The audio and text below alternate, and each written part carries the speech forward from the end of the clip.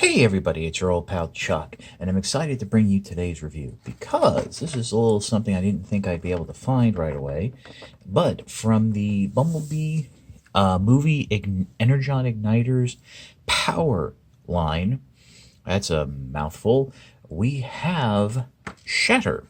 And if you are familiar and keeping up with the Transformer news, we just had released in the Power Plus line Shatter in its car mode. Well, this is Shatter in its jet mode, because in the movie, Dropkick and Shatter are going to be triple changers, but obviously for various reasons they can't make triple changing figures. This is really cool, and I'm really happy to see it in this Igniters line, the Power series, because it just like breaks up the monotony of cars and land-based vehicles. Yes, it rolls, but it's a cool looking jet. Now, to start off, this is how you get the figure in packaging. As you can see, the wings are folded up. So what you want to do right off the bat, bring those down. They do ratchet. I do believe that is the Decepticon Seeker insignia or something. The next step is, since it is a part of the Igniter series, it does roll. You use one of the little Energon Igniter blocks. Yes, I know this is an Autobot one. I don't have any Decepticon ones, but incidentally, I hear the Autobot ones, for whatever reason, work a lot better. And what you do is you come around to the back of the jet, and you'll see these little black sections. You want to just grab them and help rotate them up and around, like so, which means that back fuselage will be coming down. That will open up the area for the igniter to go in. There's a slot here, so the little tab peg will go in right there. Basically, you know, these igniters work one of three ways. You either peg it in to the back of a vehicle, slide it in like we are right now, or there's this little guy back here, which is a hole, which another way to peg it in. But the difference is, as I'm not sure if you can tell, that spins, which leads me to believe that if the Bumblebee line does well, we'll see a helicopter drop kick, and that will basically, hopefully, spin the rotors. That's just my speculation, but you know, that's what I'm feeling. So we just drop this in, make sure it goes as far down as it can. You want to snap it into place, basically snap it into place, but more importantly, make sure that wheel hits the ground. And then you just press down on the tab right there. Oop. Try and get your thumb out of the way so it can roll, and the figure will roll quite nicely. A lot of fun driving your animals crazy, just as an aside. But we'll just pop that out right now, put it aside, and to close it back up, just bring these sides back in, and we're back to this really cool looking jet. I wouldn't mind seeing this mold repainted, maybe with some different heads, get some Neo Seekers or what have you. But start the transformation, because there is a robot mode. First thing you want to do is unpeg the wings here, and you're going to rotate them up all the way. They are on a shared joint, so you'll bring the wheels up as well, and then go ahead and fold the wings back on a double hinge. Now the instructions aren't exactly clear. I mean, I'm just folding these up all the way. Your mileage may vary, or taste, or whatever. Then you can swing the figure around just like so. Let's adjust the camera so we can get all the figure in. Separate the legs. Now let's talk about separating these legs.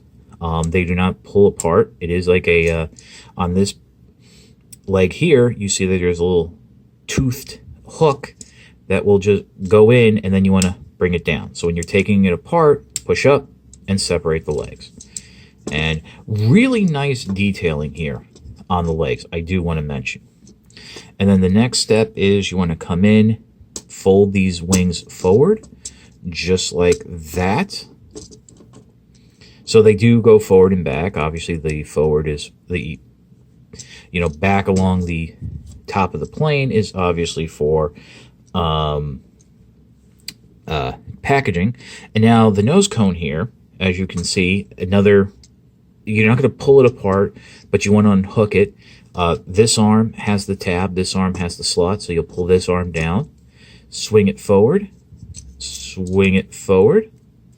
and maybe adjust the wings ever so slightly so those tips aren't facing. And there you have Shatter in its robot mode. And I have to say, yes, it's not that articulated, but I do like what I see.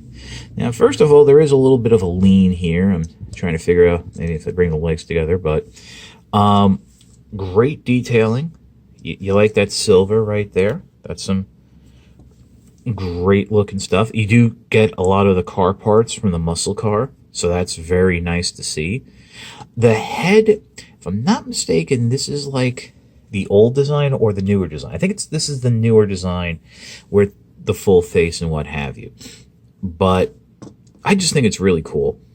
And you do have some articulation here in the elbows, molded in hands, which again is something they didn't have to do. So you do get a little bit of play out of the figure. Like all of the Nitro, Power Plus, and Power figures, the energy pack, the igniter pack can be plugged into the back there for some form of storage. And depending on how you have the figure standing, it'll be a little top heavy. You can try counterbalancing, I guess, just the wings and what have you. Actually, it helps her not lean forward, but it's there. It's nice, just so it's all inclusive. I mean, unfortunately, they don't sell those little igniter packs separate. So realistically, you would keep it with the figure you bought it for. Like, meaning this came with Power Plus Bumblebee. You would keep like the one with Barricade. So that's really about it for the figure. So we'll just pause, and I'll give you my final thoughts.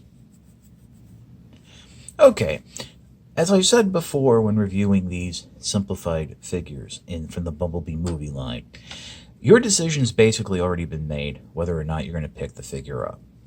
I think it's a fantastic figure and well worth the purchase. Makes a fun desk toy, and the inclusion of the igniter gimmick really adds a secondary play pattern to it. That you get the old-timey push motor type of toys, which you really don't see much anymore. It is a very nice cross-play pattern, which Hasbro has tried in recent years, and in my opinion really hasn't worked. This works. We know that there's going to be a Studio Series Shatter as a muscle car. We don't know if there's going to be a jet. So if you really want to get Shatter in its jet mode, this is your only option right about now, except for that Titan Series figure, which was released in Wave 1. I actually haven't seen it on shelves, but personally, I think this version looks a lot better. So, I got this figure off of eBay. They're showing up there along with the rest of that wave, which includes the Blitzwing repaint with a new head of the Megatron Power figure, and a repaint of the Power Plus Wave 1 Power Plus Optimus Prime in more traditional G1 colors. So, this is your old pal Chuck for Shatter. We will see you next time.